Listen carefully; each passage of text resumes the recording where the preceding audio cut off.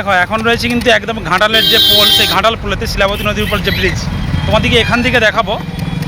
এখানেরই সেই ভাষাপোল, যেটা ফেমাস ভাষাপোল, ঐতিহাসিক ভাষাপোল, সেই নৌকার। তো নৌকার ভাষাপোলটা কিন্তু পুরোপুরি খুলে গিয়েছে, দেখাচ্ছি দেখো।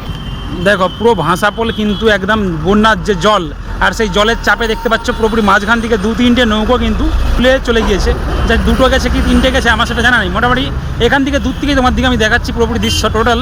এখানের যে ভাষাপোল, সেই ঐতিহাসিক ভাষাপোল আজ প্রথমবার দেখালাম, যেটা পুরোপুরি কিন্তু একদম খুলে চলে গেছে বন্যার যে জলের তোড়ে আর জলের চাপে, সেই শিলাবতী নদী থেকে। ভাই এই ভাষাপোল আমরা ভাবতাম যে সবসময় মানে ফিট থাকে ভাষাপোল, সে বন্যায় হোক শুকনোয় হোক, এনি টাইম এখানে এই পোল থাকে। কিন্তু পোল দিকেই তোমাদেরকে আমি দেখালাম যে ব্রিজ, ওই সেটা সেই ব্রিজ, সেই ঐতিহাসিক ভাষাপোল, সেই ভাষাপোল কিন্তু পুরোপুরি খুলে চলে গেছে একদম। আরেকবার দেখাচ্ছি তোমার দিকে ভাষাপোলটার দৃশ্য। এই দেখো ভাষাপোলের কিন্তু মাঝখানে পুরো ফাঁকা, মানে ভাষাপোলে এই প্রথমবার যেটা কিনা দেখতে পাওয়া গেলো যে বন্যার সময় চলমান অবস্থায় নেই, মানে চালু নেই এই মুহূর্তে। টোটালি কিন্তু ভাষাপোল একদম ভেসে চলে গেছে, সেই জলের চাপে কিন্তু ভাষাপোল একদম ভেসে চলে গেছে।